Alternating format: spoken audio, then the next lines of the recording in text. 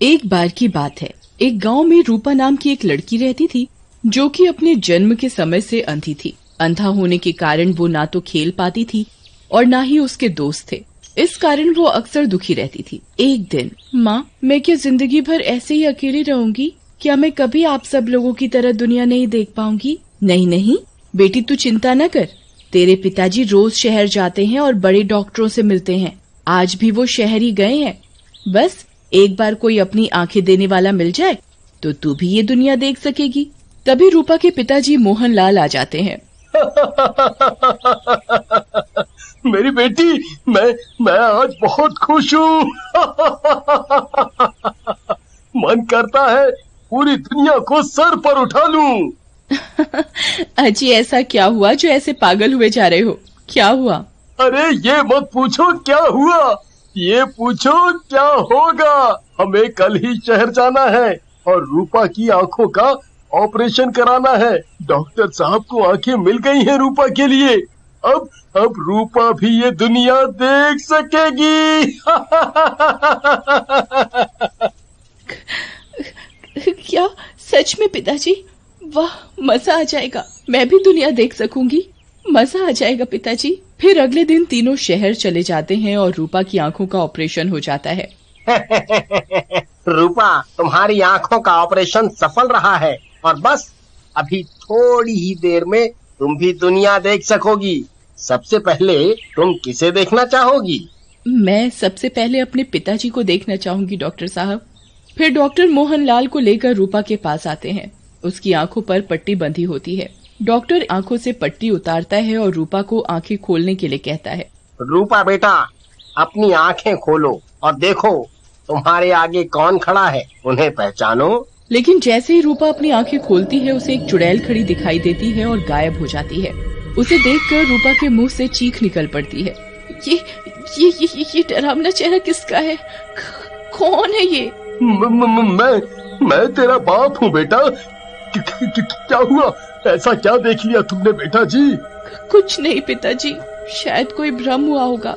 लेकिन हॉस्पिटल से आने के बाद रूपा को अक्सर उसी चुड़ैल का चेहरा दिखाई देता है और वो डर जाती है, जिसकी वजह से उसकी माँ सीमा परेशान हो जाती है और एक तांत्रिक को घर पर बुलाती है। मेरे होते हुए कोई भूत प्रेत नहीं आ सकता। ये भूत प्रेत तो मुझसे डर के भागते हैं और कई तो मेरे आगे रहम की भीख भी मांगने लग जाते हैं। बाबा, अब इतनी बड़ाई मत करिए अपनी और जल्दी से ध्यान लगाकर बताइए बात क्या है। अभी लो पुत्री। उसके बाद तांत्रिक ध्यान लगाकर बैठ जाता है, लेकिन थोड़ी देर बाद तांत्रिक भी डर जाता है। बेटा, ये तो किसी चुड़ैल का साया लगता है और ये चुड़ैल तो मुझसे भी ज्यादा ताकतवर है। मैं कुछ नहीं कर पाऊंगा और अगर मैं यहाँ ज्यादा देर रहा तो ये चुड़ैल मुझे भी मार डालेगी। ऐसा कहकर तांत्रिक वहाँ से भाग जाता है। उसी रात जब रूपा अपने कमरे में सो रही होती है, तभी चुड़ैल उसके कमरे में आ जाती है और उसे आवाज लगाती है, जिसे सुनकर रूपा उठ जाती है। कौन है? तुम हॉस्पिटल में थी? तुम मेरा ऐसे पीछा क्यों कर रही हो और मैं जहाँ भी जाती हूँ वहाँ दिखती क्यों हो? क्या चाहती हो मुझसे? मैं हर जगह आ जाऊंगी। मेरी आंखें वापस दे दो, मेरी मदद करो। तुम्हारी आंखें? ये कैसे हो सकता है? ये तो डॉक्टर ने लगाई है मुझे, और भला मैं तुम्हारे क्या काम आ सकती हूँ? ये आंखें मेरी हैं। कुछ गुंडों ने मुझे मार डाला था और हॉस्पिटल में इलाज के दौरान मेरी मौत हो गई थी।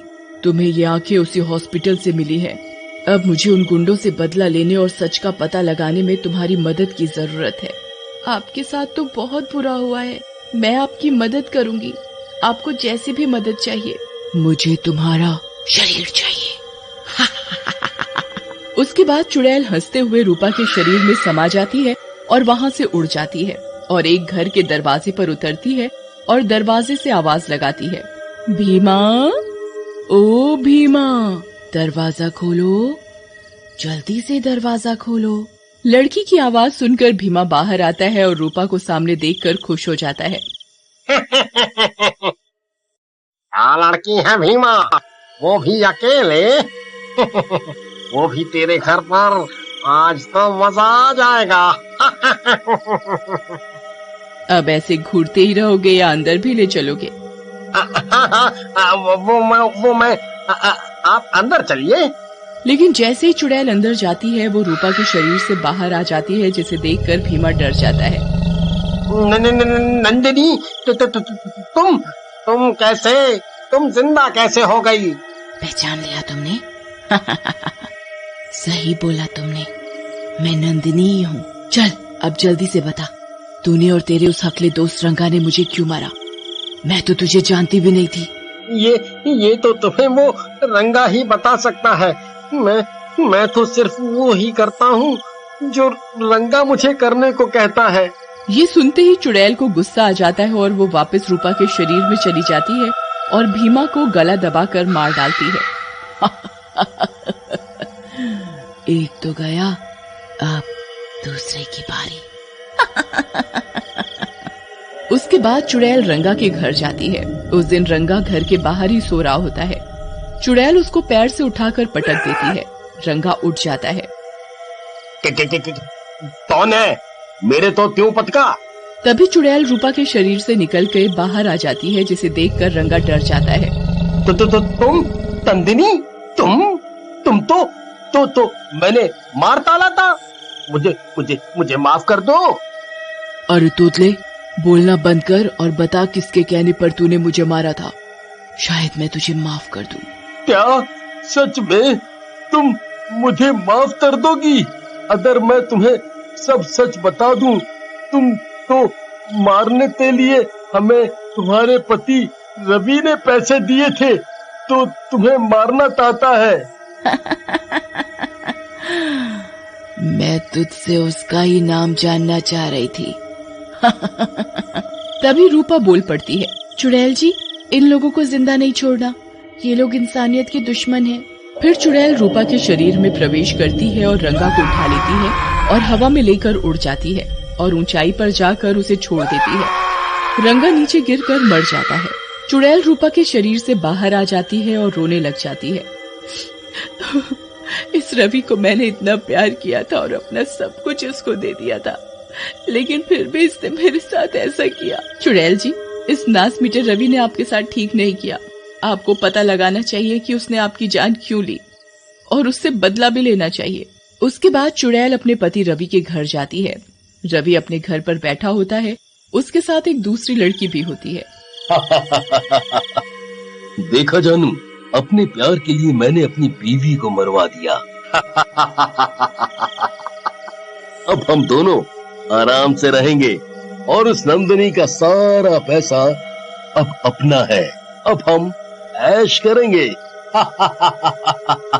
तभी चुड़ैल वहाँ आ जाती है। आराम से तो तब रहोगे जब मैं तुम्हें रहने दूंगी। तुम्हें तो मेरे साथ ही आना पड़ेगा, मेरे प्राणनाथ। और रही ऐश की बात, तो वो तो मैं तुम्हें चुड़ैल लोक में कराऊंगी। नंदिनी, मुझे माफ कर दो। मैं इस लड़की के बहकावे में आ गया था। तुम तो मेरी बीवी हो, मेरी जान। रवि की बात सुनकर लड़की डर जाती है और बोलती है, चुड़ैल जी, मैंने कुछ नहीं किया। ये सब तो इस नासमीटे रवि का किया धरा है।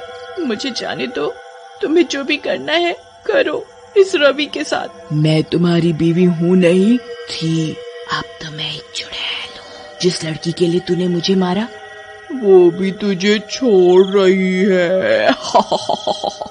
ऐसा कहकर चुड़ैल रवि की गर्दन पकड़कर उखाड़ देती है और उसके बाद उस लड़की की तरफ बढ़ती है।